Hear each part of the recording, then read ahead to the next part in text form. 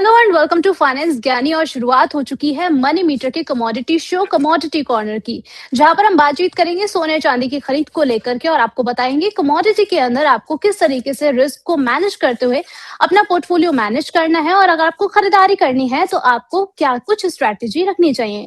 हमारे साथ जुड़ चुके हैं a very famous economist doctor Sharad Kohli sir. बहुत बहुत स्वागत है आपका कमोडिटी कॉर्नर पर।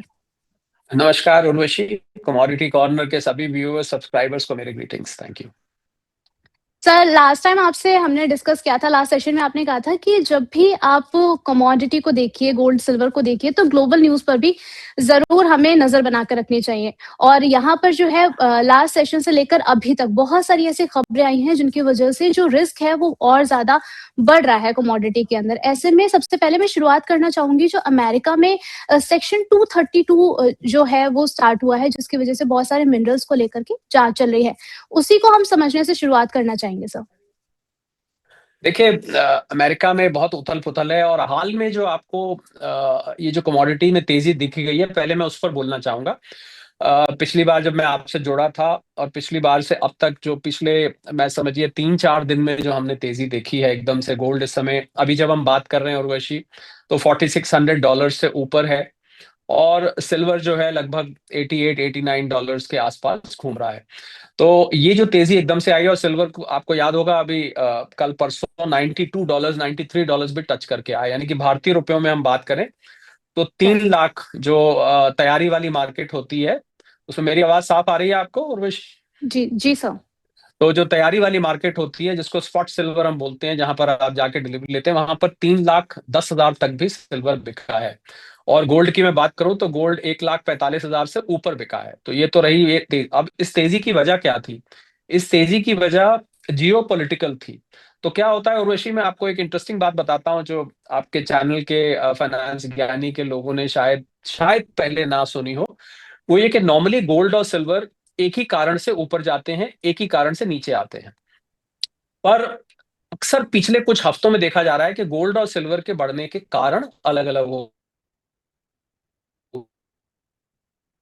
गए हैं, यानी कि उनके reason they have been separate. मतलब इट इज नॉट नेसेसरी। काम की बात है वो ये है, जब आपको दोनों एक साथ चढ़ते और उतरते दिख रहे हो, तो आप समझिए कि जियोपॉलिटिकल रीजंस इसके पीछे होते हैं। जियोपॉलिटिकल रीजंस का मतलब है कि जो ट्रम्प साहब की जितनी पॉलिसीज हैं उनकी वजह से, मैं हरकतें वर्ड तो नहीं यूज करूंगा, पॉलिसीज वर्ड यूज करूंगा, उनके पॉलिसीज की वजह से जो दुनिया भर में पैदा हो रही हैं, तो उन्होंने अपने जो ट्रम्प साहब ने अपने जो सेक्रेटरी ऑफ स्टेट है मार्को रूबियो, उनको उन्होंने क्यूबा का प्रेसिडेंट डिक्लेयर किया और अपने आप को उन्होंने वेनेजुएला का किया। और सबसे बड़ी टेंशन इस समय जो मेन कारण बढ़ने का था, वो ईरान पर जो इस समय खतरे के बादल लहरा मंडरा रहे हैं, क्योंकि ईरान के अंदर बहुत जबरदस्त प्रोटेस्ट चल रहा है। और अमेरिकी राष्ट्रपति ने क्या कहा वहां के लोगों को कि आप इस प्रोटेस्ट को और बढ़ा दीजिए, इसको इसको आप और बढ़ाइए, वहां के सरकारी इंस्टीट्यूशंस पे आप कब्जा करिए। तो जब कोई राष्ट्र अध्यक्ष इस प्रकार की घोषणा करता है, और ये माना जा रहा था कि शायद ईरान के ऊपर आज हुआ कल हुआ कोई हवाई हमला होगा, वहां के भी जो खामिनाई साहब है उनको उनका तख्ता पलट कर दिया जाएगा, उनको वहां से उठवा लिया जाएगा, जो भी कर लिया जाएगा। अब ये सब तो लोग पहले से एक्सपेक्ट कर रहे थे। अब तेजी किस वजह से आई? क्योंकि परसों रात को रशिया इस सारी बात में ईरान पर कुछ नहीं करेंगे। तो आप देखिए, अब पेच फंस गया आके, क्योंकि रशिया जो है बहुत बड़ी मिलिट्री पावर है, इकोनॉमिक पावर तो नहीं है। इकोनॉमिक पावर तो उनकी अर्थव्यवस्था मात्र 2 आसपास से का साइज, पर उनके पास क्लियर हेड्स हैं उर्वशी, वो दुनिया में सबसे ज्यादा है। 6,000 से भी ज्यादा न्यूक्लियर हेड्स हैं उनके पास। तो जिसकी जिसकी लाठी उसकी भैंस, ये तो आप समझते हैं, तो पुरानी कहावत है। सर, साथ ही साथ यहाँ पर जो है सैमको सिक्योरिटीज़ की एक प्राइस प्रेडिक्शन भी आई है सिल्वर को लेकर के। उन्होंने बोला है कि जो प्राइसेज़ हैं उसमें स्पाइक आता हुआ नज़र आएगा, और साथ ही साथ उन्होंने जो एक टारगेट दिया है वो अराउंड 3 लाख का दिया है। और यहाँ पर क्या आपको एक्सपेक्टेड है ये प्राइसेज़ जो हैं वो 2026 में सिल्वर के जो प्राइसेज़ हैं वो इस टारगेट को हिट करते हुए नज़र आएँगे, या फिर इससे भी ऊपर जाने के हमें चांसेज़ लग रहे हैं? उर्वशी 3 लाख तो कल आ ही गया। मुझे लग रहा है ये जो आपकी जो भी सिक्योरिटी कंपनी है, इनकी ये कुछ हो सकता है पुरानी बात होगी। क्योंकि कल तो 3,10,000, तो अभी मैंने थोड़ी देर पहले आपको बताया कि 3,10,000 पे कल अनऑफिशियली ट्रेड हुआ है। तो इसलिए पहली बात तो 3 लाख तो क्रॉस हो चुका है, तो इसमें कोई प्रिडिक्शन की बात ही नहीं है।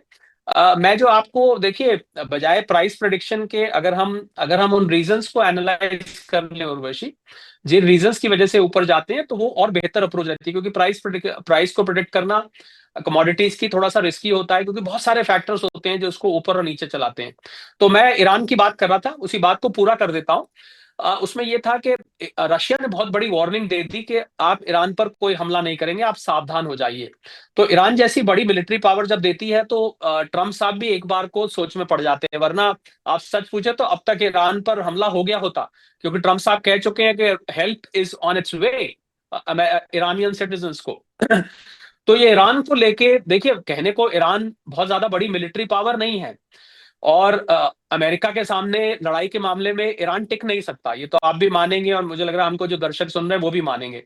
पर जब ईरान के साथ बड़ी शक्तियां खड़ी हो जाती हैं, और अभी आज सुबह की डेवलपमेंट ये है कि उसके साथ सऊदी, क्योंकि ईरान ने यह धमकी दी कि हम मिलिट्री, जो अमेरिका के मिलिट्री बेसिस हैं, करीब 50,000 सैनिक अमेरिका के अलग अलग अमेरिकन बेसिस पे मिडिल ईस्ट पे रहते हैं।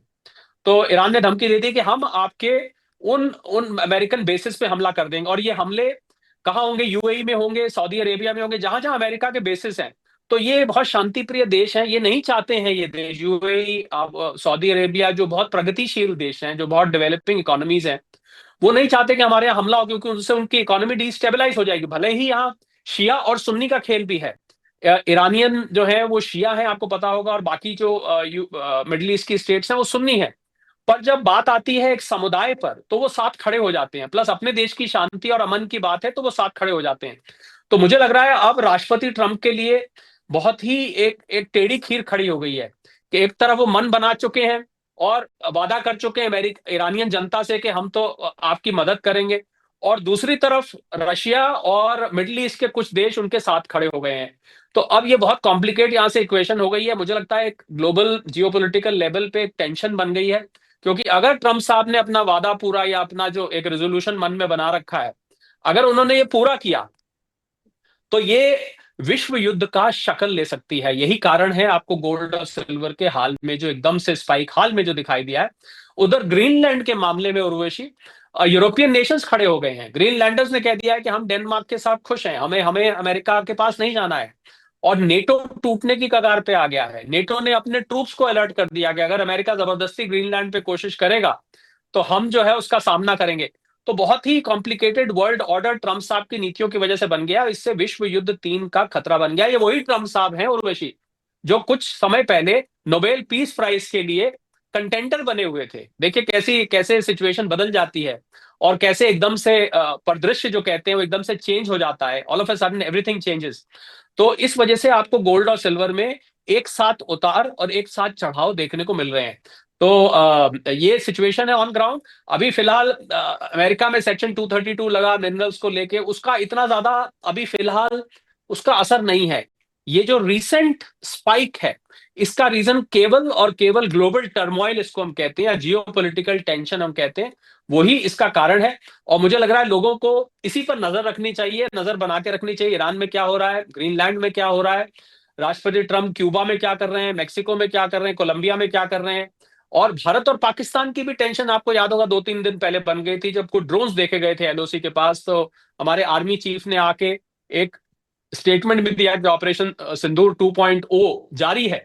तो ये ग्लोबल टेंशंस की वजह से आपको हाल में बढ़ोतरी देखने को मिली है। मैं सलाह देना चाहूंगा, आपके जितने भी व्यूअर्स हैं, फॉलोअर्स हैं, सब्सक्राइबर्स हैं, जो लोग कमोडिटी में ट्रेड करते हैं, इनको हम दो तरीके के लोग मानते हैं। आप भी मानेंगे, आप लोग कमोडिटी कॉर्नर नाम से शो चलाते हैं। एक होते हैं जो जो हार्ड फॉर्म में, फिजिकल फॉर्म में खरीद के अपने पास रखते हैं। इनमें जूलर्स आते हैं, घरेलू निवेशक आते हैं, जो कभी कुछ खरीद लिया, 10 ग्राम खरीद लिया, 5 ग्राम खरीद लिया, किसी को गिफ्ट करना हो घर में, किसी की सालगिरह है, किसी की एनिवर्सरी है, वो खरीद लिया।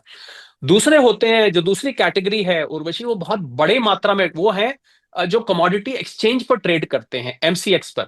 अब आई एम श्योर आप जी। कमोडिटी कॉर्नर नाम से शो चलाते हैं, तो ये तो आप जिक्र कर चुके होंगे कि कमोडिटी एक्सचेंज में किस प्रकार से कमोडिटीज की ट्रेडिंग की जाती है, क्या कॉन्ट्रैक्ट एक्सपायरी क्या होती है, मार्जिन क्या होता है, ये सब चीजें मैं उम्मीद करता हूं कि आपके दर्शकों, व्यूअर, सब्सक्राइबर्स को मालूम होगी। अगर नहीं मालूम है तो मैं किसी दिन जुड़ के आपके सब्सक्राइबर्स को बताऊंगा कि किस प्रकार से कमोडिटी ट्रेडिंग करी जाती है और उसमें किस प्रकार के रिस्क होते हैं, क्या क्या ऑप्शंस होती है ट्रेडर के पास, और कितना उसका प्रॉफिट और लॉस करने की संभावनाएं होती हैं। इस पे कभी अलग से बात कर लेंगे। पर मूल मुद्दा यह है कि गोल्ड और सिल्वर ने नए रिकॉर्ड्स पिछले 1-2 दिन में छुए हैं। अभी भी वो अपने ऑल टाइम हाई पर तो नहीं है, थोड़ी सी करेक्शन कल रात को, करेक्शन नहीं मैं कहता, प्रॉफिट बुकिंग कहता हूं। होता क्या है कि जैसे जैसे इन कमोडिटीज का लेवल उर्वशी चढ़ता जाता है तो वहां पर कुछ ट्रेडर्स आके प्रॉफिट बुक कर लेते हैं। उनको लगता है, इन्वेस्टमेंट की दुनिया में एक कहावत होती है, profit in the bank is better than profit in the books.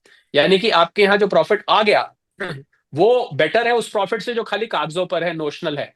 तो एक अच्छी स्ट्रैटेजी है। मैं लोगों को भी यही सलाह दूंगा, अगर उन्होंने जो गोल्ड सिल्वर लिया है पिछले 1-2 साल में और अगर वो मुनाफे में है, तो मान लीजिए किसी ने 20 ग्राम लिया है, 10 ग्राम लिया है, आधा किलो लिया है, 1 किलो लिया, हर तरीके के लोग होते हैं, उसमें से आप आधे का प्रॉफिट बुक कर लीजिए।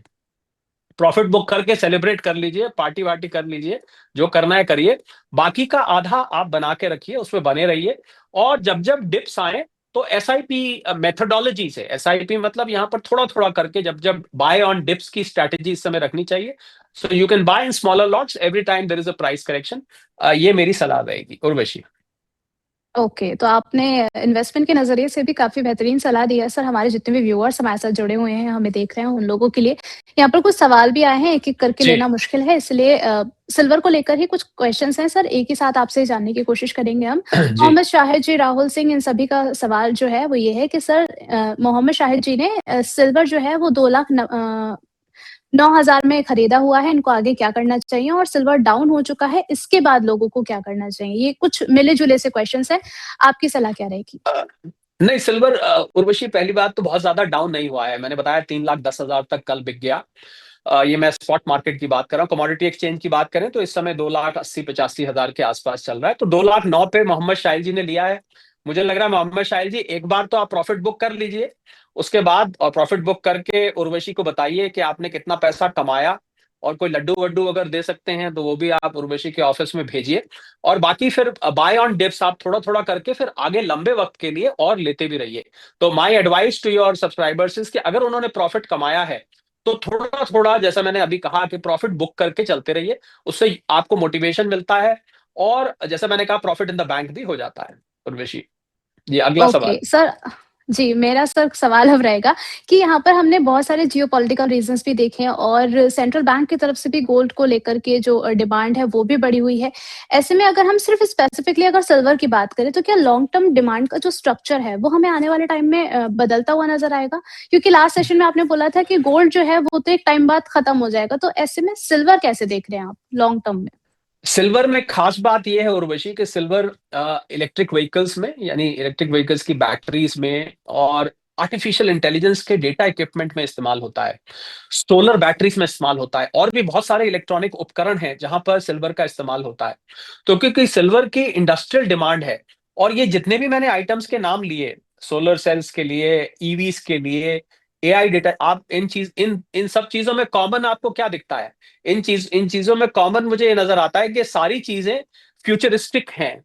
फ्यूचरिस्टिक मतलब इनकी डिमांड आगे बढ़ने वाली है। सोलर सेल्स, प्रधानमंत्री जी ने भारत में ही प्रधानमंत्री सूर्य घर योजना निकाली है। लोग छतों पे 25 लाख फैमिलीज अब तक अपने छतों पे सोलर सेल्स लगा चुके हैं, और उनका 1 करोड़ तक का टारगेट है। आप सोचिए कि कितनी बड़ी डिमांड बढ़ने वाली है भारत में। अच्छा, एआई डेटा इक्विपमेंट की तो बात ही मत करिए। एआई से संबंधित तो हम सब जानते हैं कि दुनिया भर में क्या चल रहा है, जिस रफ्तार से एआई बढ़ रहा है। निवीडिया जैसी कंपनी चिप्स बना रही हैं, टीएसएमसी है, यहाँ पर सब जगह सिल्वर की जबरदस्त डिमांड आ रही है। और इलेक्ट्रिक व्हीकल्स का तो कहना ही क्या। इलेक्ट्रिक व्हीकल्स तो आप पर्यावरण से संबंधित, चाइना में इस समय उनकी कंपनी है बीवाईडी, उसने टेस्ला को पीछे छोड़ दिया है। इतनी जबरदस्त ईवीज की बिक्री देखी जा रही है। दिल्ली एनसीआर ले लीजिए, जैसे जैसे गवर्नमेंट ईवीज का सपोर्ट इंफ्रास्ट्रक्चर सुदृढ़ कर रही है, यानी कि चार्जिंग स्टेशंस की बात हो गई, बैटरी रिप्लेसमेंट्स की बात हो गई, इनकी कॉस्ट कम धीरे धीरे हो रही है। आपने देखा होगा इलेक्ट्रिक कार जितनी पहले महंगी होती थी, अब धीरे धीरे सस्ती होती जा रही है। तो इन सब चीजों में इनकी डिमांड बढ़ रही है। तो जब तक सिल्वर का उर्वशी कोई विकल्प नहीं निकल आता, कोई ऑल्टरनेट नहीं निकल आता, इन इन इक्विपमेंट्स को सिल्वर के बिना गुजारा नहीं है। तो इन इक्विपमेंट्स की डिमांड बढ़ रही है, तो लाजमी बात है कि सिल्वर की डिमांड बढ़ेगी। तो मुझे लग रहा है, और उसके अलावा ईटीएफ्स में सिल्वर की डिमांड आ रही है, पायल बनाने में आ रही है, और क्या कहते हैं, सिल्वर की प्लेट, सिल्वर के ग्लास, सिल्वर के चम्मच जो पैदा होते बच्चे को शहद पिलाया जाता है सिल्वर के चम्मच से, वो सब चीजें तो पुरानी चली आ रही हैं, सिल्वर के लक्ष्मी गणेश। तो मुझे लग करेक्ट। रहा है सिल्वर का जो जो इस तरीके का उपयोग होता है वो है ईटीएफ में हो रहा है। प्लस सबसे ज्यादा उपयोग इसमें हो रहा है, और हम सबसे बड़ी बात क्यों भूल गए, वो ये है कि इसमें सट्टेबाजी बहुत हो रही है। तो इन सब चीजों को देखते हुए मुझे लॉन्ग टर्म सिल्वर के प्रोस्पेक्ट्स बहुत अच्छे दिखाई दे रहे हैं। परंतु लॉन्ग टर्म में, शॉर्ट टर्म में, इसमें क्योंकि जैसा मैंने कहा सट्टेबाजी बहुत होती है, इसमें डेरिवेटिव्स में बहुत ट्रेड किया जाता है, स्पेकुलेटिव एलिमेंट सिल्वर की प्राइस में बहुत होता है, पहले भी मैंने जिक्र किया था। तो इसलिए इसमें बहुत ज्यादा उतार चढ़ाव आपको देखने को मिलते रहेंगे। तो कई बार, कई दफे क्या होता है, जो छोटी टर्म के आपके सब्सक्राइबर्स व्यूअर्स हैं, वो घबरा जाते हैं कि भाई हमने, अब यही मोहम्मद शाहिल जी जो थे, मान लीजिए उन्होंने 2,90,000 पे लिया होता, तो वो आपसे पूछ रहे होते, मैडम मैंने तो 2,90 लिया, अब ये 2,80 आ गया है, मैं क्या करूं। तो शॉर्ट टर्म में मुझे लगता है कि वो आपको हार्ट बीट्स आपकी तेज कर सकता है। अगर आप लॉन्ग टर्म में लेके रखेंगे, लेके 1-2 साल के लिए रख लेंगे, तो सिल्वर आपको अच्छा रिटर्न देगा। मैं प्राइस प्रिडिक्ट नहीं करता हूं, पर मुझे बहुत जल्दी सिल्वर $100 प्रति आउंस, यानी कि भारतीय रुपए में बात करें तो करीब 3.25-3.5 लाख रुपए जाता हुआ यहां से दिखाई दे रहा है, सब्जेक्ट टू के ये सारे फैक्टर्स अनुकूल बने रहे। तो आपको सिल्वर बहुत अच्छा दिखाई देगा जी, उर्वशी। ओके, तो लॉन्ग टर्म में आप अपना नज़रिया बना के चलिए, शॉर्ट टर्म के लिए जो है वो थोड़ा-सा यहाँ पर रिस्क ज़्यादा बढ़ जाता है। सर, रिस्क की आपने बात करी है, यहाँ पे सर लोगों के मन में आपने सही कहा कि बहुत सारे लोग जो हैं वो थोड़े-से शॉर्ट टर्म में लेकर पैनिक हो जाते हैं कि ये तो हल्का-सा जो है अब यहाँ पर हमें प्राइसेज़ में नीचे जाता हुआ दिख रहा है, अब क्या करना चाहिए? कल भी हमने जब शो किया था तो बहुत सारे ऐसे क्वेश्चन आ रहे हैं। आपकी क्या सलाह रहेगी कि ऐसे जब मार्केट इतना ज़्यादा वॉलेटाइल बना हुआ है, तो लोगों को आपकी क्या सलाह रहेगी कि किस तरीके के रिस्क मैनेजमेंट को लेकर के चलें, गोल्ड और सिल्वर दोनों के अंदर? क्यों और खरीदारी क्या अभी की जा सकती है या फिर अभी वेट किया जाए? क्योंकि प्राइसेज़ तो बहुत ज़्यादा स्पाइक हो रहे हैं। देखिए, for a long term investor, Urvashi, any time is a good time to buy. अगर आप लंबे वक्त के इन्वेस्टर हैं तो आप इस ट्रेन में कहीं से भी चढ़ सकते हैं। शर्त यह है कि आप लंबे वक्त से मेरा मतलब 2 से 5 साल तक का है। अगर आप 2 से 5 साल के लिए कर रहे हैं, और जिन लोगों ने लेके रखा हुआ है उनको रिस्की लग रहा है, उनको मैं सलाह दूंगा कि वो रोज रोज प्राइस देखा ही मत करें। हफ्ते में एक बार प्राइस देख लें और काफी है। रोज रोज प्राइस देखेंगे तो या तो आपको बहुत ज्यादा खुशी होगी, बढ़ गया होगा, और गिर गया होगा तो आपका दिन ही खराब हो जाता है, यार आज तो दिन की शुरुआत खराब हुई, अपने सिल्वर इतने लगाए थे, अब वो इतने रह गए, इतने रह गए। तो मुझे लग रहा है जो लॉन्ग टर्म इन्वेस्टर है उसको रोज रोज प्राइसेस नहीं देखनी चाहिए। सबसे बड़ा रिस्क मैनेजमेंट तो ये है, please do not keep staring at the prices every day. आप उसको लेके और हफ्ते में एक बार, महीने में एक बार, 15 दिन में एक बार देख लें। और आजकल तो मीडिया इतना विजिबल है, सब जगह आपको देखने की भी जरूरत नहीं पड़ती। अपने आप कोई आप चैनल चलाएंगे, कोई यूट्यूब चलाएंगे, अपने आप आपको थंबनेल्स पे लिखा जाएगा सिल्वर इतना, सिल्वर ये, सिल्वर वो, बड़े बड़े एक्साइटिंग थंबनेल्स बनाए जाते हैं, वहां पर खुद ब खुद पता लग जाता है। तो I think you should not be steering, long term investor should not look at the prices every day. That's my strong advice. हालांकि आप सिल्वर और चांदी में निवेश करना, सिल्वर और सोने में निवेश करना चाहते हैं, प्लीज अपने इन्वेस्टमेंट एडवाइजर से, फाइनेंशियल एडवाइजर से पूछ के निवेश करिए। ये शो आपको निवेश करने के लिए, उकसाने के लिए नहीं है, ये केवल आपको जानकारी देने के लिए है और एक विश्लेषण करने के लिए है। So therefore, I would advise के best risk management for a long term investor is do not look at the prices। और अगर आप स्पॉट ले सकते हैं तो और अच्छा है, पर स्पॉट में दिक्कत ये आती है उर्वशी कि उसको रखने की दिक्कत हो जाती है। आप 10 किलो सिल्वर लें तो एक कमरे से दूसरे कमरे के लिए, किसी को दुबला पतला कमजोर आदमी है तो वो उठा के रख भी नहीं पाएगा, तो उसकी फिजिकल हैंडलिंग बहुत मुश्किल हो जाती है। गोल्ड में ऐसा नहीं है, क्योंकि गोल्ड बहुत सारे पैसे देके बहुत थोड़ा सा गोल्ड आता है, वो तो आप पॉकेट में रख के भी चल सकते हैं, हालांकि that is not safe. Locker में रखना बहुत अकलमंदी नहीं है। लॉकर में आपका insurance is only 100 times of your locker rent. तो लॉकर में सोच समझ के रखिए। अगर आप 2,000 रेंट देते हैं तो 2 लाख रुपए तक का लॉकर इंश्योर्ड है। अगर कल को लॉकर में कुछ हो जाता है, टूट जाता है, चोरी हो जाता है, किसी प्राकृतिक आपदा की वजह से लॉकर में नुकसान हो जाता है, तो आपको 100 टाइम्स योर लॉकर रेंट से ज्यादा नहीं मिलेगा। सो लॉकर को बहुत ज्यादा वैल्यूबल्स के लिए प्रयोग नहीं करना चाहिए, ये भी मेरी सलाह है। So I think that is why ETF is the best way. ETF demat form है, और डीमैट फॉर्म में वो पड़ा रहता है, और आप उसको कभी भी बेच सकते हैं, कभी भी खरीद सकते हैं, स्टॉक मार्केट में ट्रेड भी किया जाता है, उर्वशी। ओके, तो यहाँ पे सर आपने जो काफ़ी मुझे लगता है कि इसको स्टार करके हमें इसे एडवाइस को रख लेना चाहिए कि हमें डेली प्राइसेस को नहीं देखना है, वरना सर बहुत सारे व्यूअर्स, बहुत सारे लोग तो मैंने सर ऐसे देख लिए, सुबह उठ के भी सोने चांदी के प्राइसेस देखते हैं, अरे शाम को सोने उर्वशी, जो उर्वशी आपको टोक रहा हूं मैं, क्षमा करें आपको टोक रहा हूं। कुछ लोग मेरे को मिले, अन्यथा मत लीजिएगा, किसी की भावनाओं को मैं ठेस नहीं पहुंचाना चाहता, एक मजाक में बात कर रहा हूँ। कुछ लोग सुबह उठते थे तो जैसे बेड से उठे ना, तो उठ के ऐसे नमस्कार करते हैं जिस तरफ सूर्य उदय होता है या जिस तरफ भगवान की फोटो होती है। और मैंने देखा, उन्होंने मुझे बताया सर हम उठ के पहले मोबाइल पे चेक करते हैं आज सिल्वर और गोल्ड का क्या रेट है कल रात को, क्योंकि रात को इसकी मूवमेंट ज्यादा होती है, क्योंकि कॉमेक्स में ट्रेड होता है, करेक्ट, अमेरिका में हमारे दिन रात का फर्क होता है। तो रोज रोज जी। नहीं, ये मैं आपके सब्सक्राइबर्स के लिए कह रहा हूँ, आपके लिए नहीं कह रहा, आपका तो नाम ही कमोडिटी कॉर्नर है, तो आपको तो देखना ही पड़ेगा। ये बहुत अच्छी सलाह दी आपने, क्योंकि सर मैंने लोगों को जितना पैनिक में देखा है ना इसके प्राइसेस को लेकर, वो मुझे लग रहा है कि अभी नेशनल जो टेंशन चल रही है उससे बड़ी टेंशन है लोगों के मन में कि भाई प्राइसेस जो है कहीं गलत प्राइस पे तो हमने नहीं खरीद लिया, क्या अभी रुक जाना चाहिए, तो बहुत सारे सवाल होते हैं। तो आपने काफी बेहतरीन सलाह दिया हमारे व्यूअर्स के लिए, and thank you so much sir हमारे साथ जुड़ने के लिए। थैंक यू, और हमेशा थैंक यू आप सो जब भी मच, हमारे थैंक साथ यू। जुड़ते हैं, आपकी सलाह हमारे व्यूअर्स के लिए हमेशा हेल्पफुल होती है, और हम हमेशा कोशिश करेंगे कि आप दोबारा हमारे साथ कनेक्ट हो सके और ऐसे ही हमारे जितने भी व्यूअर्स हैं उन्हें गाइड करते रहें। Thank you so much, thank you.